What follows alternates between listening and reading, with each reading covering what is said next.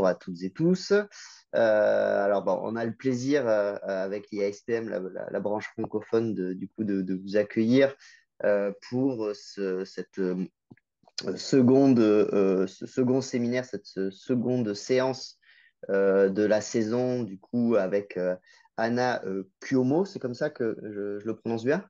Tu peux dire les deux, Ah, mais moi je dis Cuomo à l'italienne. Cuomo, d'accord, ouais, c'est plus joli, ouais, tu as raison. Donc Anna Cuomo, donc voilà, tu es anthropologue, Oui. post-doctorante au CNRS, donc tu es rattaché au laboratoire Passage, Mhm. chercheuse associée au Centre Pierre Navy, Oui.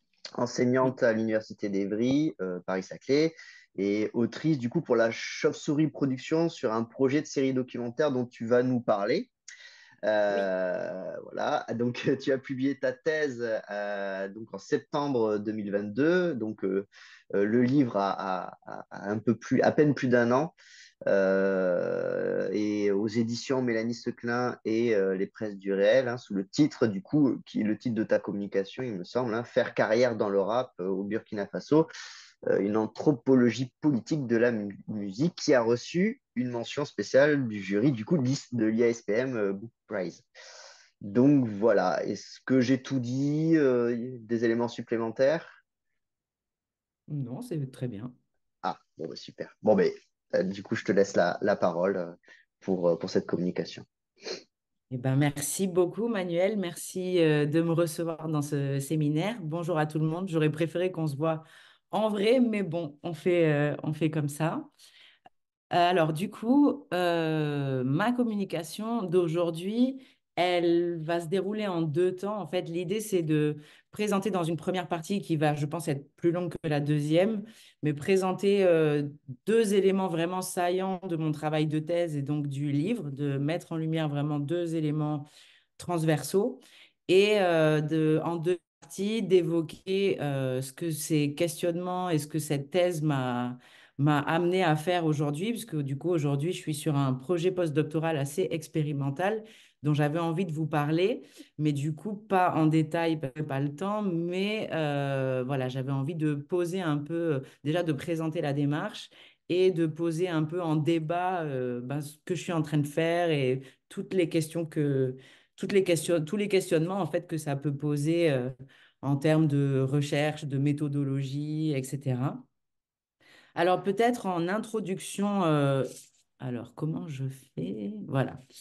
En introduction générale, ce à quoi je m'intéresse, mon questionnement central depuis plusieurs années, c'est une analyse des processus créatifs d'artistes professionnels, donc entendu comme euh, la musique comme un métier, dans différents contextes.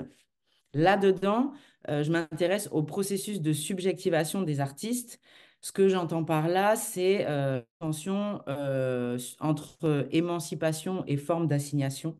Donc, toute une littérature sur les sujets, les subjectivités, etc. Là-dedans, je m'intéresse à la production d'images à dose musique. Donc, je m'intéresse beaucoup aux images sur la musique. Donc, il y a un lien très fort dans mes travaux entre musique et image et production d'images dans un contexte, dans une optique commerciale, dans un contexte de production commerciale.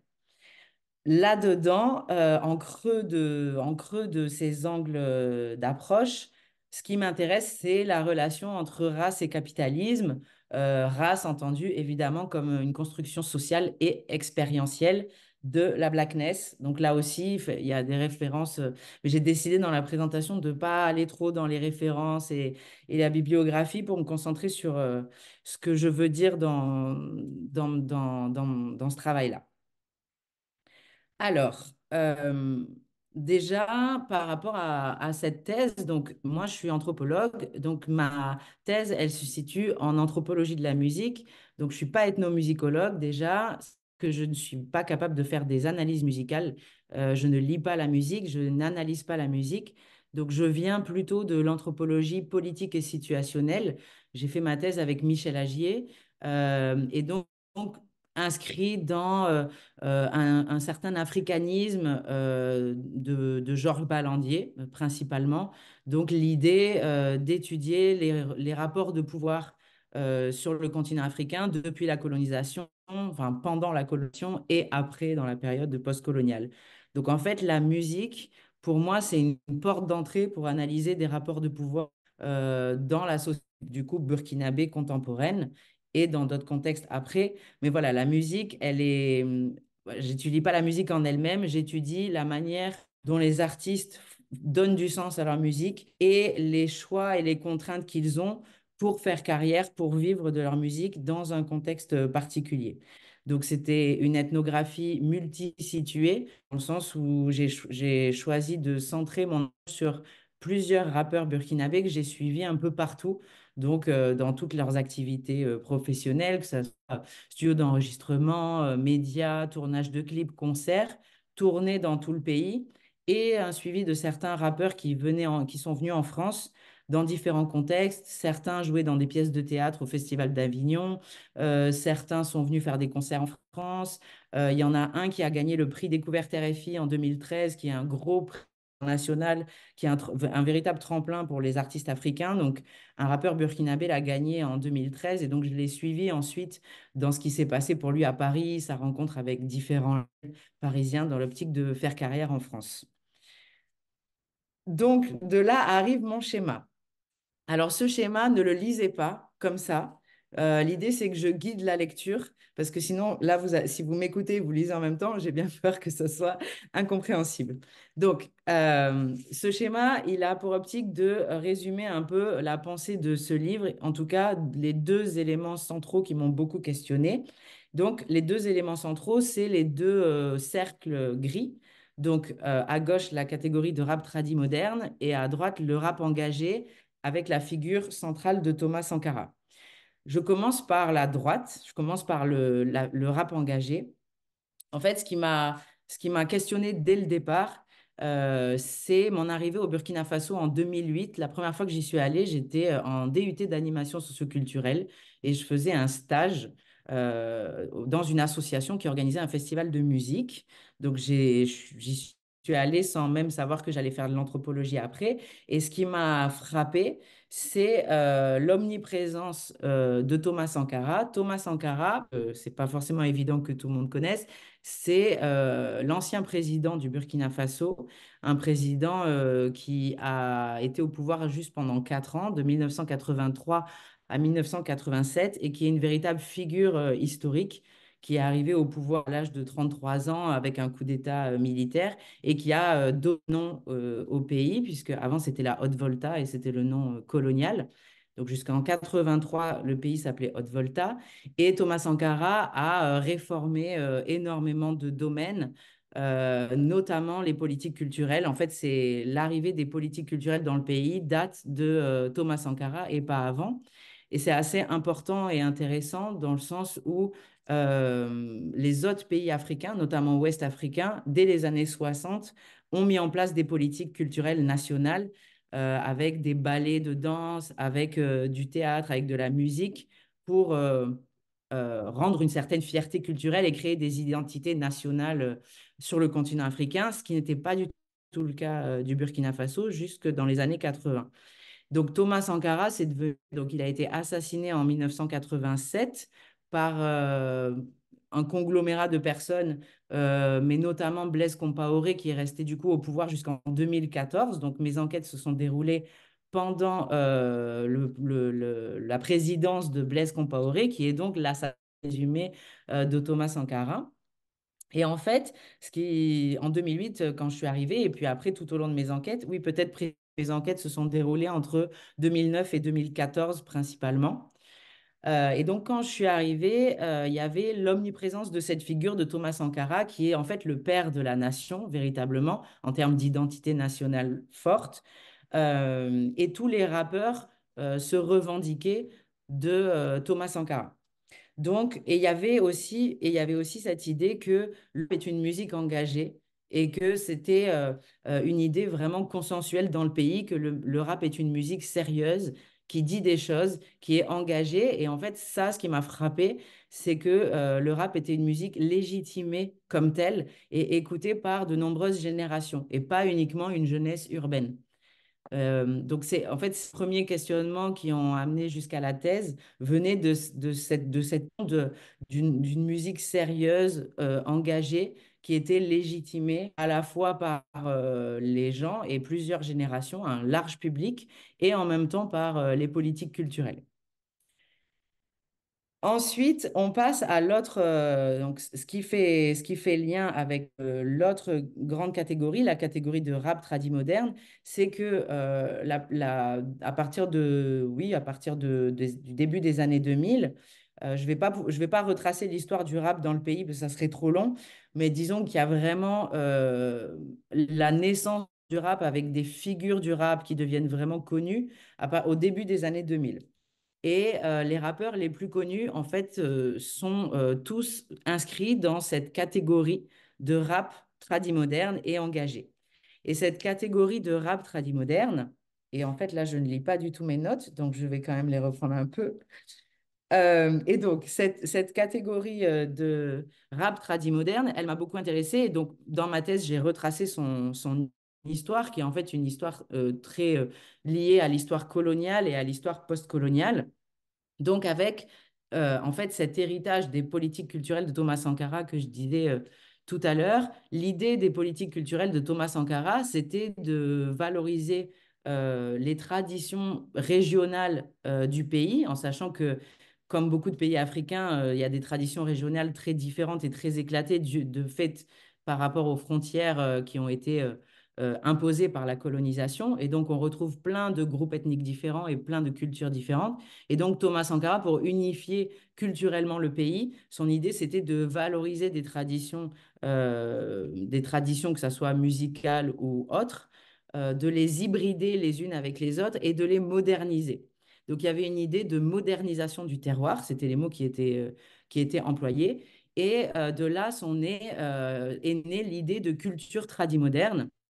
Et en fait, Thomas Sankara a été assassiné, mais les politiques culturelles ont continué en fait après Thomas Sankara et donc Blaise Compaoré a porté tout au long des années 90 cette politique de culture tradi-moderne dans laquelle les rappeurs se sont intégrés en fait. C'est pas, le rap tradi-moderne est arrivé en s'intégrant à des politiques culturelles pour pouvoir être financé et aussi pour avoir accès aux infrastructures, puisqu'en fait, c'est un pays qui est assez marginalisé en termes d'industrie musicale. Et donc, même en termes d'infrastructures, de salles de concert, etc., les choses passent beaucoup par l'Institut français ou passent par comment on appelle ça, la coopération transnationale, donc des salles de concert qui sont financées par la mairie de telle ville en France, etc. Et donc, pour pouvoir se produire ou être programmé dans des festivals, parce qu'il y a beaucoup de festivals du coup de culture, des festivals culturels en tout genre, internationaux au Burkina Faso, pour être programmé dans ces festivals, en fait, il fallait s'inscrire dans cette catégorie de rap tradi moderne. Donc, en fait, donc ça, disons, c'est les deux éléments centraux. Là-dedans, on arrive à ce que j'ai écrit au milieu, donc au milieu des flèches entre les deux catégories.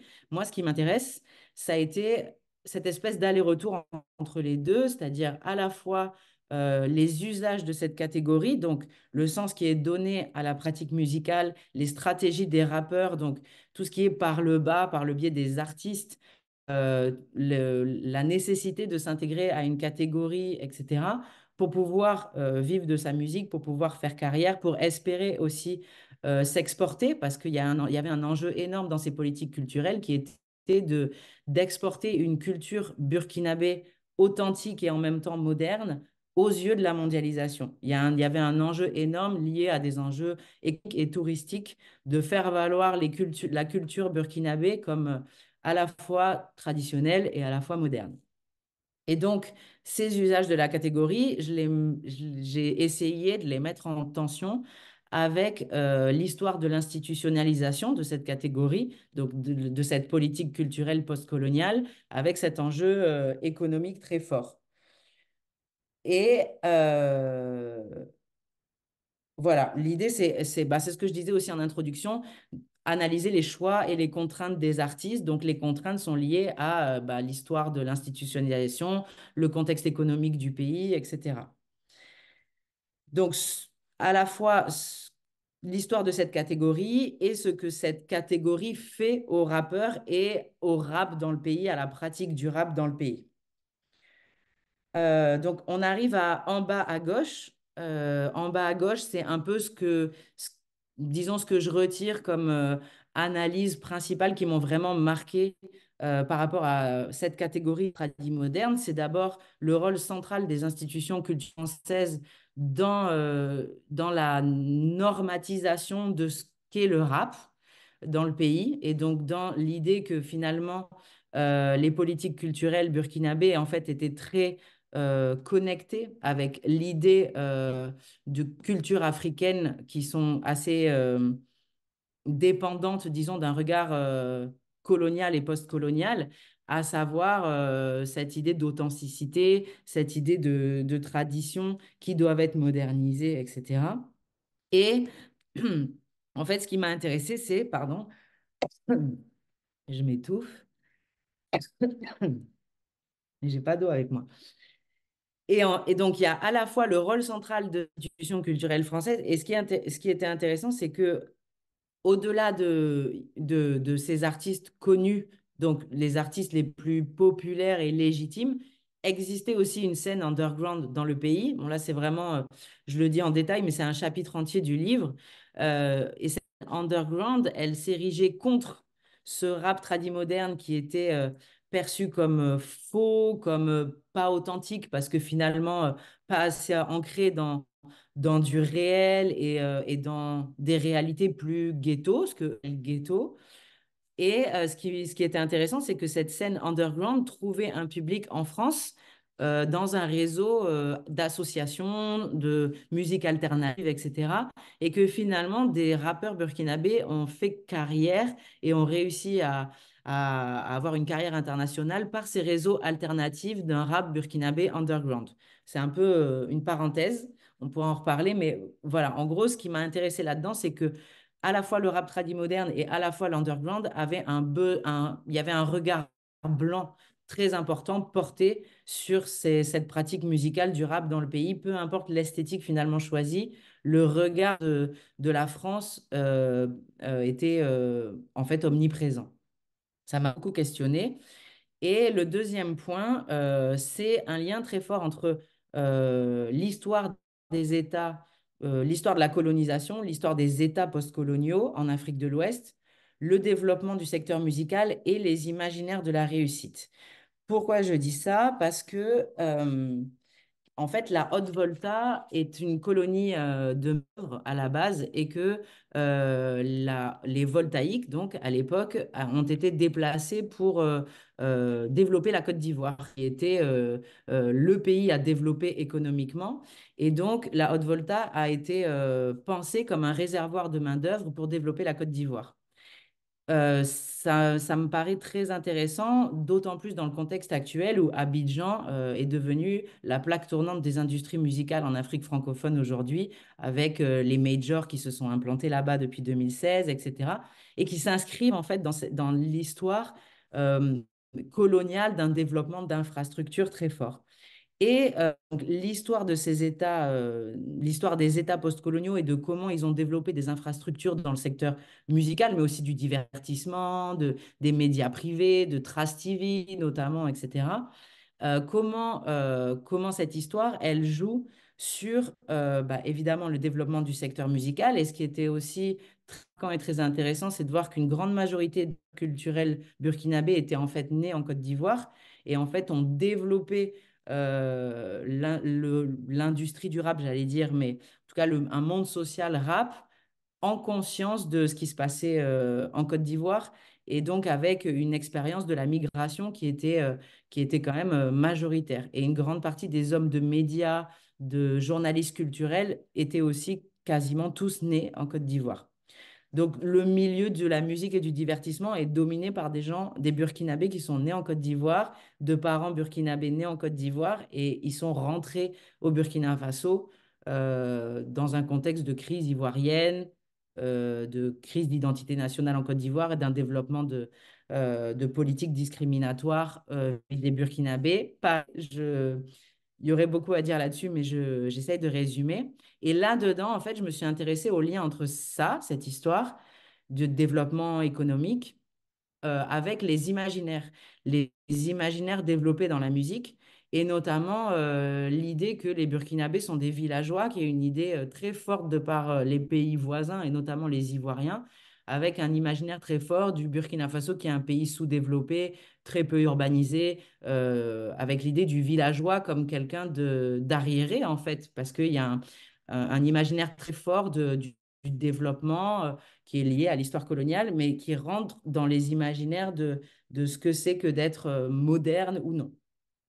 Et donc, cette création de rap moderne, elle joue un peu un rôle de renversement du stigmate quelque part, de faire du rap de villageois et de l'assumer en tant que tel aux yeux des pays africains qui développaient d'autres types d'esthétique. Donc ça, je trouvais ça assez intéressant de voir comment cette thèse et cette ethnographie de rappeur m'a amené finalement à mieux comprendre les imaginaires et les relations intra-africaines liées à des histoires coloniales sur le continent africain très différentes, même au sein même de l'empire colonial français.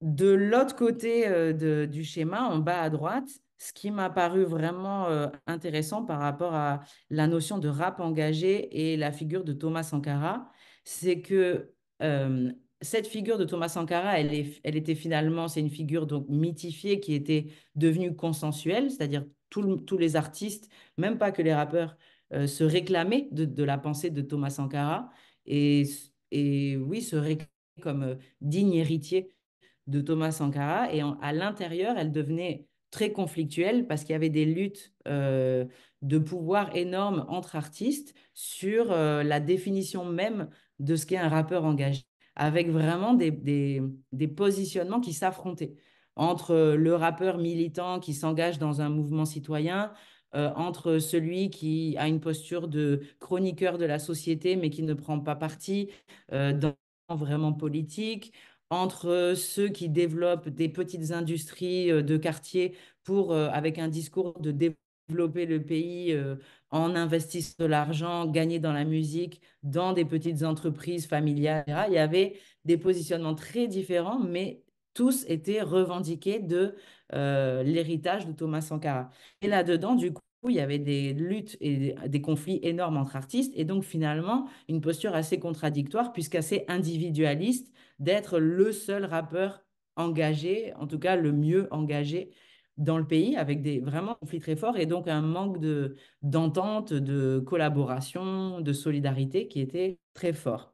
Et ce qui m'a paru très intéressant, c'est à partir de 2014, donc j'ai enquêté vraiment sur place, mais j'ai suivi évidemment un peu de loin sur les réseaux sociaux et dans les dialogues que j'avais avec les gens que je connaissais. 2014, donc Blaise Compaoré est démis par une insurrection populaire assez marquante. Donc il quitte le pays, il démissionne. Il prend d'ailleurs la nationalité ivoirienne pour échapper à la justice du pays. Donc ça aussi, c'est intéressant. La relation avec la Côte d'Ivoire, elle est toujours très présente.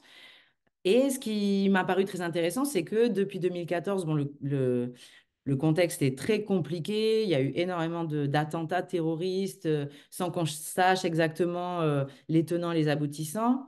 Mais en tout cas, il y a une revendication de plus en plus forte d'une volonté que la France et ses institutions sortent du pays. Et c'est un contexte qui est en lien avec ce qui se passe au Niger et au Mali aussi.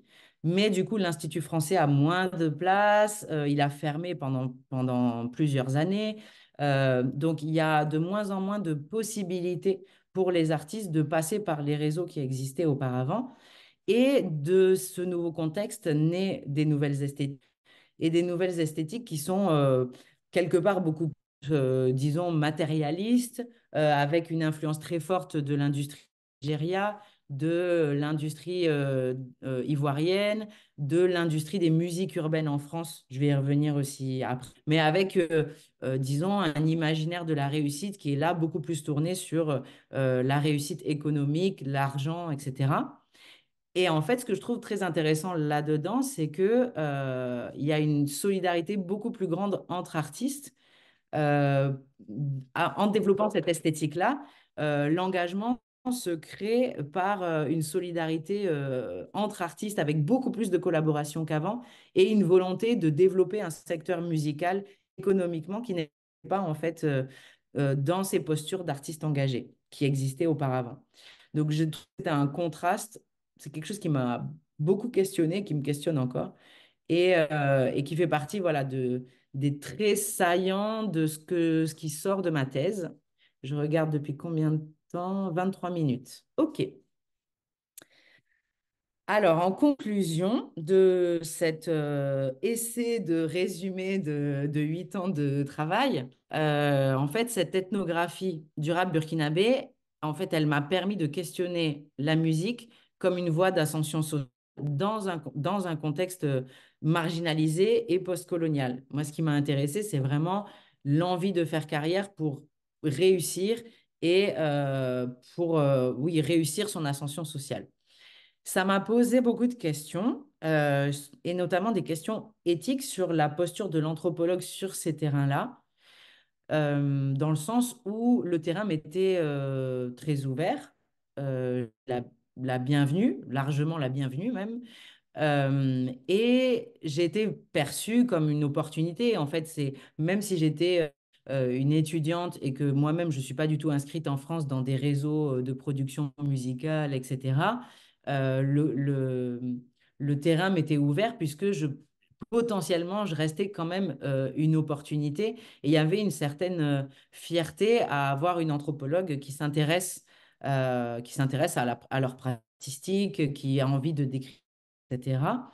Et ça m'a posé des questions dans le sens où je me suis dit, comme je m'intéresse à la musique comme voie d'ascension sociale et à la question de faire carrière dans des contextes et d'un faire carrière donc par le bas, par des stratégies des artistes en fonction des contraintes, je me suis dit que, il fallait que j'enquête, que je trouve l'autre versant, c'est-à-dire enquêter au cœur d'une industrie musicale non pas marginalisée, mais justement qui serait au centre et où du coup l'accès au terrain est pour le coup beaucoup plus compliqué.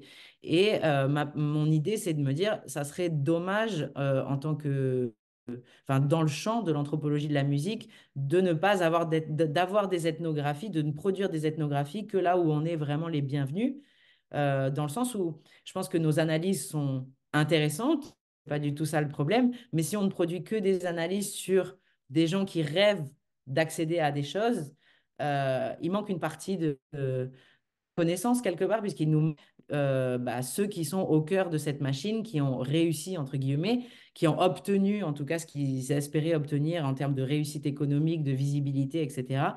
Et on ne sait pas comment ça joue ensuite sur les processus créatifs, qu'est-ce qui se passe ensuite en termes de stratégie, de vision différentes, etc. Donc, de là est né le projet postdoctoral que j'avais envie de présenter aujourd'hui. Enfin, en tout cas, pas de présenter dans sa globalité, mais de résumer, notamment en termes de positionnement méthodologique, qu'est-ce que j'essaye de faire. Qu'est-ce que... Oui, alors peut-être, je vais vous montrer d'abord une vidéo. Est-ce que je commence par ça? Je réfléchis. Hmm.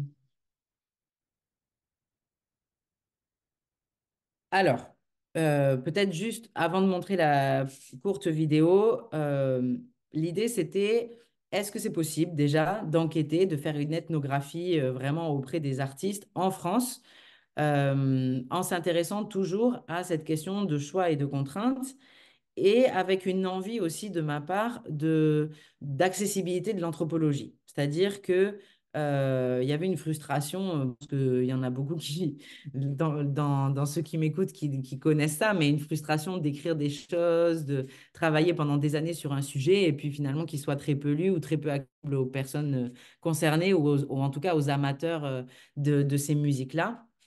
Et donc, l'idée, c'était de m'atteler à un sujet populaire qui intéresse des gens.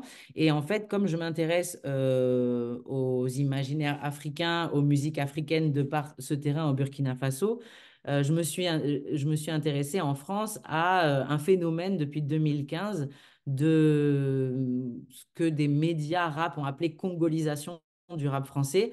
Mais en gros, depuis 2015, il y a un phénomène très important de un grand nombre d'artistes noirs français qui réussissent, en tout cas qui sont très populaires, qui font beaucoup de streams et qui sont très visibles, sont quasiment tous d'origine congolaise. Depuis 2015. Pourquoi 2015? C'est la sortie du tube Sapé comme jamais de Maître Gims et Niska. Et depuis ce tube, il y a eu toute une vague de ce qu'on a appelé l'afro-trap, avec d'influences musicales africaines, mais beaucoup congolaises. Et je me suis intéressée à cette histoire, mais d'abord, je voudrais vous faire écouter En fait, j'ai fait un montage d'artistes d'origine congolaise à qui on pose la question comment ça se fait qu'il y a autant de rappeurs d'origine congolaise en France. Donc, d'abord, je vous montre cette petite vidéo qui dure pas longtemps et ensuite, je vous explique pourquoi je vous montre ça. Donc, normalement, si je fais ça et ça devrait marcher. Vous êtes beaucoup de rappeurs français d'origine congolaise. Voilà. Et je crois il y a un truc, c'est dans le sang, je crois. On parle même de congolisation du rap. Mongolisation du rap, je vais pas t'en citer, mais on est trop. Il y a des gens qui disent que le Congo, c'est le berceau de la musique dans le monde. Ouais, c'est ça. Les Congolais, je pense on est bercé par la musique, qu'on kiffe la musique depuis qu'on est petit. Mais ça vient des parents, des arrière-parents, tout le monde. Les envahisseurs de la musique, ils sont partout. Mais les rois de toute façon, les rois de la musique. Les rois de la musique. C'est des galères. Depuis la rumba, depuis le dombolo. Je sais pas ce qu'ils ont, mais très fort. Ouais.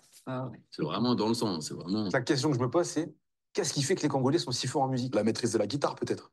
Je sais pas, leur maîtrise de la guitare, comment ils font, je sais pas. Je La pourrais pas mélodie, t'expliquer. quoi. La mélodie. La mélodie aussi, la facilité à créer des mélodies. Parce que aussi, après, c'est vrai qu'on a une belle langue aussi. On a une belle langue à enregistrer, à retenir. Tu sais, c'est un peu comme l'anglais.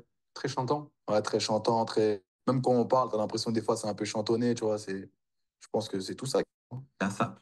Ouais. Tu vois, on sent que c'est important chez toi. T'en parles beaucoup aussi. Ouais. Tu vois, t'en parles beaucoup dans les textes, etc.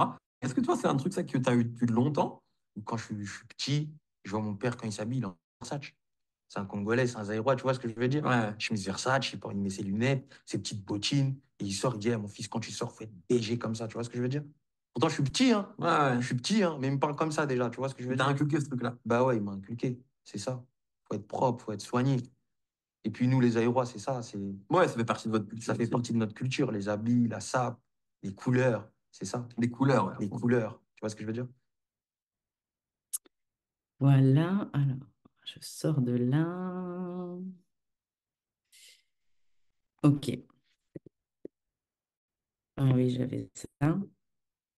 Voilà, alors pourquoi je vous ai montré ça? Parce que, le point de départ, disons, de ma réflexion, c'est l'idée que donc c'est un phénomène, c'est quelque chose qui fait événement, il y a des médias qui en parlent, etc. Cette idée que les Congolais dominent l'industrie musicale en France actuellement depuis quelques années, etc. Et ce que je trouve intéressant, c'est la réponse de ces artistes-là avec l'idée de avoir la musique dans le sang que j'ai relevé là dans le PowerPoint. Et je trouve qu'il y a des interprétations, différents types d'interprétations qui me paraissent intéressants dans le sens où il y a à la fois eux pour qui avoir la musique dans le sang, c'est une manière de dire que c'est quelque chose qui est ancré de génération en génération et qui fait partie de leur vie sociale, familiale, etc. Et en même temps, une interprétation de cette narration dans le contexte français qui peut être aussi dérangeant puisque lié à l'idée que les Africains ont la musique dans le sang et que tout le monde sait danser et chanter, etc. Et l'idée, en fait, de ce projet postdoctoral, c'est de m'intéresser à cette question en retraçant l'histoire sociale de la migration congolaise en France de par ces artistes-là et voir, en fait, pourquoi ces artistes réussissent euh, plus dans l'industrie musicale et en quoi c'est lié à une transmission plus compliquée que un rapport à la musique qui serait complètement inné. Je ne peux pas trop détailler là-dessus, mais en gros, ce qui m'intéresse dans cette histoire, c'est l'histoire de la migration congolaise en France, qui est une histoire très particulière d'élites urbaines qui sont venues faire des études supérieures et qui ont été déclassées et qui n'ont jamais pu rentrer au pays et qui sont restés en France alors que ce n'était pas du tout l'objectif de départ et qui ont vécu un déclassement social et donc avec des enfants français qui vivent en région parisienne, en banlieue, qui grandissent avec le rap, mais dans des familles issues d'élites urbaines congolaises, avec la transmission de ces valeurs d'élite et de valeurs aussi entrepreneuriales liées au protestantisme qui sont très fortes et qui sont des compétences très importantes pour réussir dans l'industrie de la musique en France, à savoir en termes de marketing, de storytelling, de savoir se vendre, de production d'images, de posture. Voilà, je ne rentre pas dans les détails, mais en gros, l'idée, c'est de décrypter ces phénomènes-là. Et ce qui se alors là, je vais passer là-dessus, mais cette recherche, elle s'inscrit dans une réflexion sur la notion de musique urbaine qui a été traitée par Karim Amou, notamment, surtout Karim Amou et d'autres aussi. Mais cette idée de catégorie de musique urbaine comme une catégorie racialisée, altérisée, avec une histoire française d'une catégorie qui finalement a permis à beaucoup d'artistes d'émerger, mais qui les a enfermés aussi dans une forme d'assignation identitaire. Donc, dans cette question de musique urbaine, finalement, elle renvoie un peu à la manière dont j'ai analysé le rap tradi-moderne au Burkina Faso. Donc, il y a toujours cette idée de catégorisation qui m'intéresse et à l'intérieur de cette catégorie, les usages et comment les artistes s'emparent de ces assignations, de ces cases, on va dire. Mais je passe là-dessus parce que ça va être trop long. Ce dont je voulais parler, c'est bah, la méthodologie et comment je m'y prends pour rentrer sur un terrain très compliqué où bah, du coup, c'est un monde social très fermé, très compétitif et surtout très méfiant envers les chercheurs et les journalistes, puisque c'est à peu près la même chose, en tout cas aux yeux de mes interlocuteurs et de ceux que j'ai rencontrés. Voire même les chercheurs en sciences sociales sont moins bien vus que les journalistes parce qu'on n'a pas d'audience et qu'en plus, on fouille beaucoup plus que les journalistes. Donc, c'est encore plus euh, sujet à questionnement, à quoi ça sert, qui finance, pour quels enjeux, etc. Donc, mon idée pour rentrer sur ce terrain-là a été de conceptualiser un dispositif méthodologique qui est en même temps un dispositif méthodologique d'enquête et un concept épistémologique à travers la notion de délicitation. Cette notion de délicitation, elle veut dire faire sortir oui, c'est ça, faire sortir quelque chose qui resterait caché, on va dire. Et cette notion de délicitation, elle est utilisée en sciences sociales, des chercheurs qui travaillent les méthodes visuelles, notamment en sciences sociales, avec des techniques qui sont appelées de photo-éllicitation ou de vidéo-éllicitation, où l'idée, c'est de présenter en situation d'enquête des photos ou des vidéos aux personnes et de voir leurs réactions et d'analyser leurs réactions, ce qui permet en fait de faire sortir du langage non verbal, des émotions, etc., qui ne sortiraient pas dans un entretien semi-directif plus classique, on va dire. Donc, l'idée, c'est de reprendre ce mot d'élicitation et de le transformer un peu à ma manière, reprendre ce concept et en faire une situation expérimentale. Et en fait, après la thèse, je me suis beaucoup intéressée à ce qu'on appelle la recherche en situation d'expérimentation. Et donc, l'idée que on crée un dispositif de recherche sans du tout connaître les résultats. Et c'est cette aventure, cette expérience du terrain qui va produire quelque chose. Et c'est ce processus-là que j'analyse, dans lequel je suis complètement imbriqué. Et là, je suis plus qu'imbriqué puisque l'idée de ce projet, c'est d'être à l'initiative donc d'une série documentaire. Parce que je me suis rendu compte que dire bonjour, je suis anthropologue et j'aimerais parler avec vous, c'est bon, il y a même pas de réponse en fait. Enfin, c'est un silence radio. Dire je suis autrice, réalisatrice et voilà, je suis chercheuse, mais je veux faire une série documentaire euh, change évidemment toute la donne.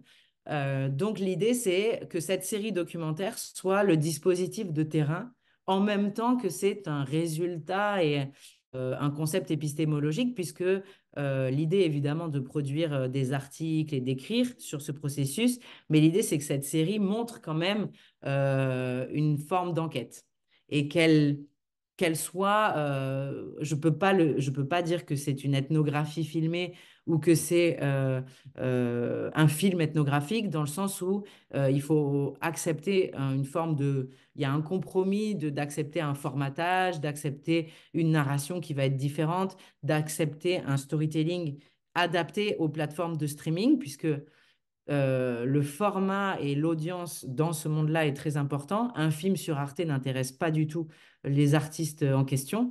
Donc, évidemment, arriver et dire que je veux faire un documentaire, la question qui se pose tout de suite, c'est le diffuseur. Donc, sans un diffuseur de type Netflix ou Amazon ou enfin, les plateformes internationales, ça n'intéresse pas non plus. Donc, l'idée, c'est de pouvoir arriver à rentrer en collaboration en faisant quelque chose donc, qui ne sera pas un film ethnographique vraiment de recherche, puisqu'il va devoir s'adapter à, un certain formatage, mais en même temps, voir ce que ce processus produit comme analyse et réflexion de l'intérieur, tout en essayant d'en montrer quand même quelques traits à l'intérieur même. J'espère que c'est clair.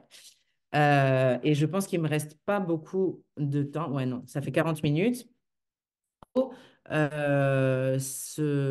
Cette posture, elle pose énormément de questions. Évidemment, j'en suis bien consciente et c'est l'idée d'en discuter puisque, en fait, c'est pour ça que j'ai appelé, j'ai mis un sous-titre de l'anthropologie à une anthropologie appliquée parce qu'en fait, c'est un peu une forme d'anthropologie appliquée, je crois. Je n'ai pas encore vraiment, je suis pas sûre de définir ce que je fais, mais l'idée, c'est un peu ça, c'est-à-dire d'être une anthropologue appliquée à une industrie cinématographique avec le boom des documentaires artistiques depuis l'avènement des plateformes de streaming et donc l'essor d'artistes qui font des documentaires sur eux, avec notamment la série sur Orelsan, avec Gims, avec bon, énormément d'artistes.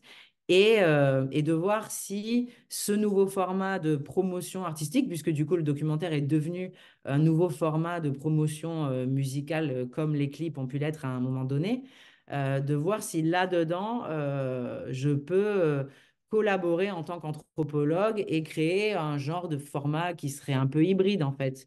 Pour rendre l'anthropologie plus accessible, bah, du coup, mais diluée dans quand même l'acceptation d'un format. Euh, cette question, enfin, ça a l'air comme ça facile, etc. Mais finalement, ce qui est très difficile et les nombreux blocages auxquels je me heurte aujourd'hui, c'est la question des droits à l'image et de la détention de qui produit, puisque l'idée, c'est de coproduire.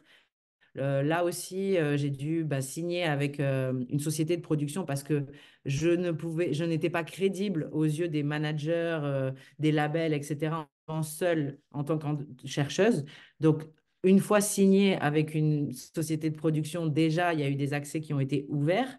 Il y a une compréhension un peu plus claire de ce que je veux faire et un respect aussi de comment ce monde-là fonctionne et donc accepter d'être produit une société de production. Et là-dedans, l'idée, c'est de coproduire et que la société de production qui a accepté ce projet coproduise avec un artiste. Et l'idée de cette série, évidemment, est de parler de l'histoire sociale de la migration congolaise en France, mais à travers l'histoire familiale d'un artiste. Je vais pas dévoiler malheureusement parce que, en fait, ce que je disais à Manuel au début, j'ai signé et en plus, je ne sais pas si ça va se faire parce qu'à l'heure actuelle, les choses étaient très bien lancées. On avait fait un teaser, donc on avait filmé, on avait déjà des images, etc.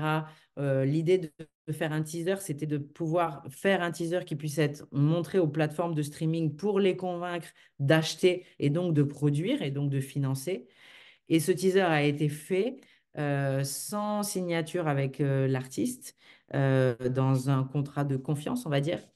Et une fois le teaser montré, il y a eu marche arrière et volonté de la manageuse de récupérer finalement ce projet et de le produire elle-même toute seule pour garder la main sur l'image d'artiste en question. Donc, le projet enfin, j'en parle, mais là, pour l'instant, c'est très compliqué, mais en même temps, en fait, j'en parle parce que je trouve que c'est très intéressant à analyser, à savoir comment opérer des collaborations dans un monde où raconter son histoire est devenu ben, une source de business et le documentaire est devenu vraiment un objet promotionnel à part entière. Et dans un milieu qui a été ostracisé et qui du coup est dans un discours de produire par soi-même, qui est complètement entendable, et de donc récupérer les droits et raconter, et surtout avoir un regard et un contrôle absolu sur la narration choisie et l'angle de vue choisi de comment on raconte cette histoire.